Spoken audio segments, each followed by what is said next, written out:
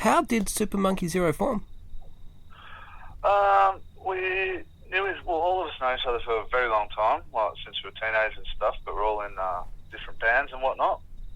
Dave and I played in a punk band called the Shit Cunts for a while, and then when that our singer didn't like playing outside of Frankston, you see, so that fell apart pretty quickly.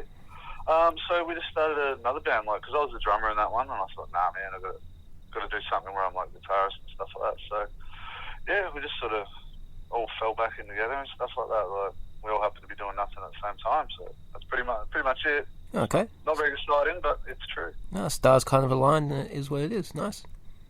Absolutely. So, apart from drums and guitar, do you play anything else? Yeah, I play lots of things. Like, I first started playing guitar when I was like 10 or something, so I've like dabbled in everything really. Like, what is it? Jack of all trades, master of none, that sort of thing. You know. Okay, cool. Does it help you? Does it help you with songwriting to know different instruments? Yeah, for sure, absolutely. When we're working out and stuff like that, it's good to be able to. If I've got an idea for drums, it's good to be able to show it rather than just. I mean, you ever seen a guitarist try to explain a drum pattern to a drummer if they can't play drums? Yeah, it's not pretty. Yeah.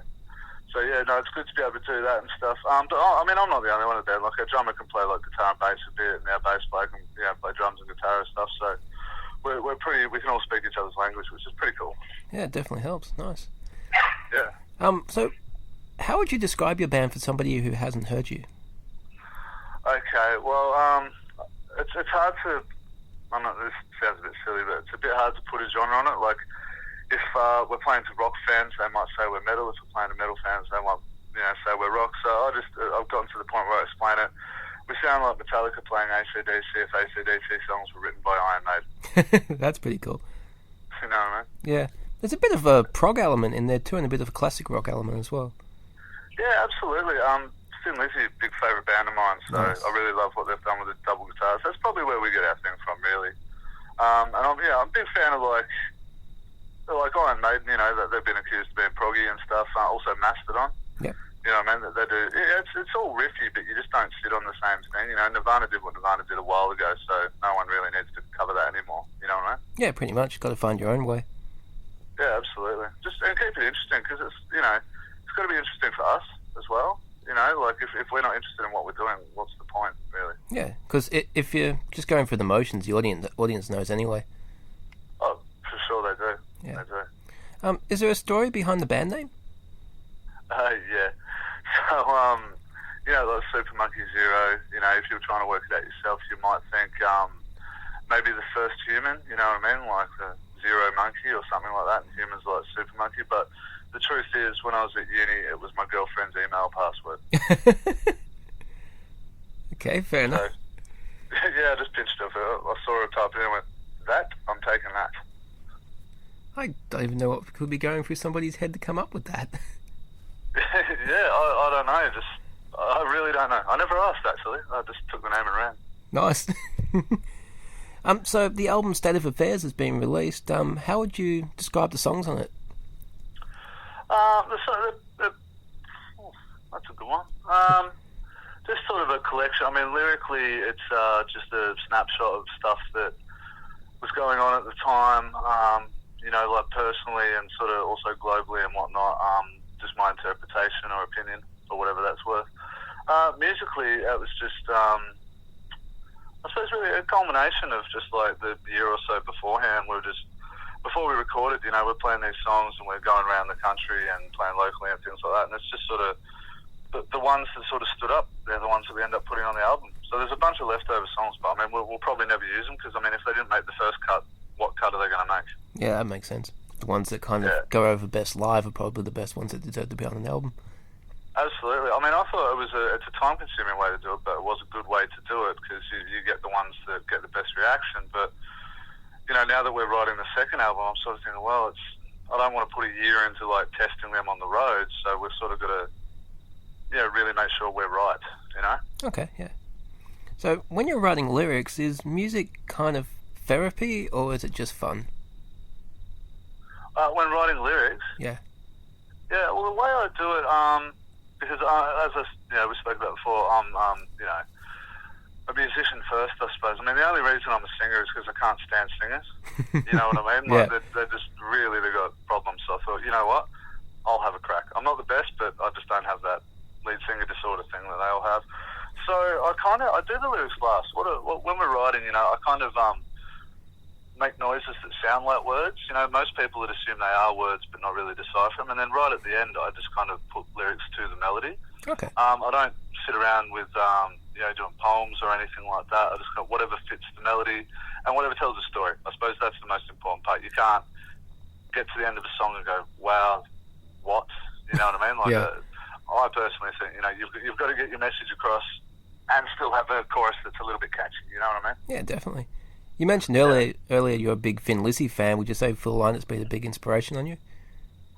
Not as much as other people. I did get into Thin Lizzy a little bit later on, so it was the double guitars that attracted to me. But I really like the way that,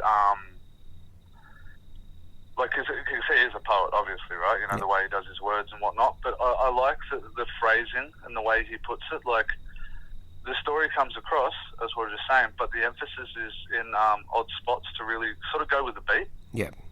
So he really is different, like really stand out. And I think like not enough credit has gone his way over time, you know what I mean? But anyone that does know Thin Lizzy, like totally knows how good he was. Yeah, absolutely.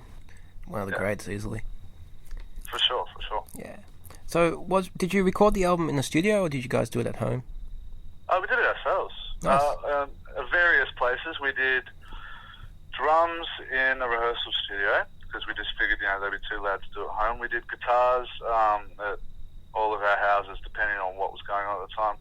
And I did the vocals in Dave's like wardrobe around at his house. Nice. We got a really dead sound in it. Like, it was a walk-in wardrobe. It wasn't like I just jammed in a little. It wasn't like we're trying to like grow one male plant in a hydro thing or anything. Like, a bit of room. So, you know what I mean? And it was, I was really happy with the vocal sound actually. Like, dry to the point. I've had a few people going, you might need a bit of reverb on that. And I'm like, no, I hate reverb. Like, why would you have an effect that makes it sound like you're in a hall? Why wouldn't you just go into a hall? That's it. If you can do it naturally, do it naturally. Absolutely.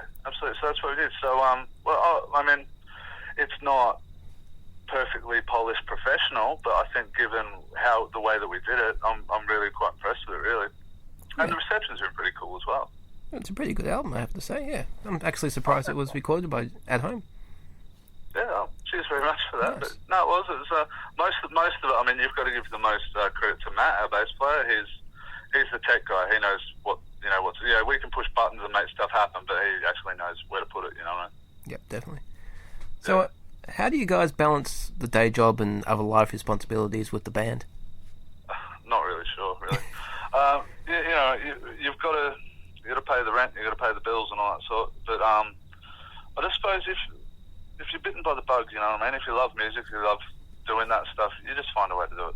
You've got a lot of weekend warriors. You would have met them over the years around, and they're the ones that their bands aren't very good and they party really hard and all that sort of stuff. We try to do, both and also pay the bills. So it's not, I don't know, it's just that you don't take the tie off and then like, all right, cool, leather jacket and do it. It's sort of, I don't know, all of us would agree that what we do 9 to 5 is simply to pay the bills, and it's not what we would easily give up that to do the band, and we wouldn't give up playing music to do that. Good way of putting it. Very cool. Yeah. So, what will punters get if they come to see your live show? Oh, they'll be entertained. I can't guarantee they'll see the most virtuosic musicianship, but they will be entertained. I've never heard anyone say otherwise, really. It's heavy. Just if you like going to pubs and drinking and stuff, then we're the perfect accompaniment to that, I suppose. Sounds cool. You got any gigs coming up in the next couple of weeks? Yeah, man. 2 weeks we're playing at the Pellivo. We're supporting Nick Oliveri. Okay. From Caius and the Queens of the Stone Age. So that should be pretty fun. Like, I was really stoked when I saw a dude from Caius was coming to Frankston. I was like, we have to be on that gig. And I asked politely, and we got the gig. Which, that never happens, really. Nice.